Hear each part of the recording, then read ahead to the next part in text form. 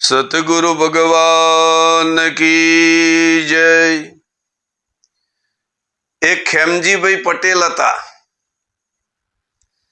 એ ખેતી કરતા।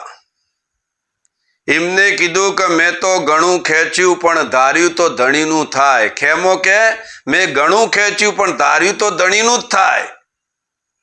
સાહેબ, ઝારના ખેતરમાં ખેમભાઈ ચાલતા ચાલતા જાય છે અને એક કહણું બોલ્યું, ઝારનું કહણું બોલ્યું કે અમને તો હરદ્વારના સાધુ ખાશી।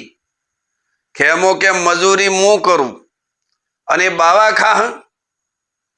પાછા થોડા આગળ ચાલ્યા એટલે બીજું કહણું બોલ્યું કે અમને તો હરદ્વારના સાધુ ખાહી। ખેમો કે આ હું મજૂરી કરું છું ને આ કહણો કે અમને હરદ્વારના સાધુ ખાહી, અલ્યા મજૂરી મારે કરવાની ના બાવા ખા।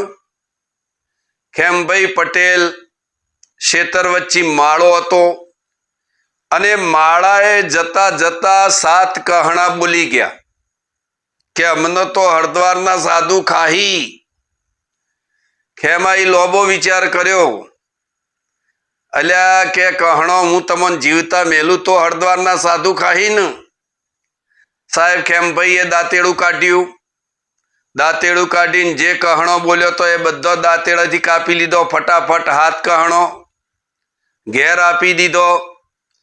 ઘેર એની ઘરવાળીને વાત કરે છે કે જલ્દી ઓને ખોડી નાખો અને ગેસ બનાવી અને મારા માટે લાવો। સાહેબ, એની ઘરવાળીએ તો આ કહણોને ખોડી નાખ્યો અને ખેમભાઈ પટેલ તો ખેતરમાં જતા રહ્યા અને આ એની ઘેરવાળીએ ગેસ રોધી અને જેવી ગેસ તૈયાર થઈ એવા હરદ્વારથી હાથ સાધુ આયા કે બેન કોઈ ખાવાનું હોય તો હાલો, અમે ખાધું નથી અને અમે ચાલતા ચાલતા આવ્યા છીએ એટલે અમને ભૂખ પણ બહુ લાગી છે। બેનને દયા આવી, જે ગેસ રોધી હતી ને એ મહારાજોને બાવાઓને આપી જ દીધી। હરિ ઓમ। ગેસ ખાઈ ગયા મહારાજો ને બાવાઓ અને જ્યારે ખેમજી પટેલ માટે કઢી બનાવીને બાજરીના રોટલા અને હુલ્લીમાં બાજરીના રોટલા અને કઢી મેલી અને એમના ઘેરથી ખેતરમાં જાય છે।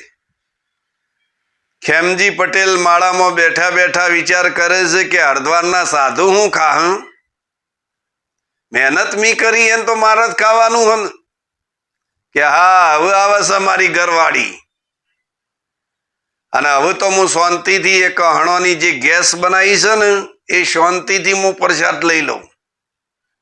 અને માળા ઉપર ખેમજી પટેલ બેઠેલા, ઘરવાળો નજીક આવ્યો અને હુલ્લીમાંથી હાથડું ઉપાડ્યું, જોયું તો કઢી અને બાજરીના રોટલા। ખેમજી કે ચમ કઢી ને બાજરીના રોટલા? મી તને ગેસ બનાવવાનું કીધું તું ને? એ કે ગેસ બનાવવાનું કીધું તું, વાત સાચી, પણ ગેસ જ્યારે તૈયાર થઈ એટલે હરદ્વારથી સાધુ આયા હતા। ખેમાન લાઈટ થઈ ભાઈ, કારણ કે આ કહણું બોલતો તો એ સાચું બોલતો હતો કે અમને તો હરદ્વારના સાધુ જ ખાય। એ કી હરદ્વારથી આયા હતા કે હા, એટલે ખેમો કે મેં ઘણું ખેંચ્યું પણ ધાર્યું તો ધણીનું થાય। એટલે જેના જે ભાગ્યમાં લખ્યું હોય એ જ થાય। એટલે જેવી કૃપા હોય, જેને જો લખ્યું હોય એ જ બને છે, એના સિવાય કશું બનતું નથી। બોલો સતગુરુ ભગવાન કી જય।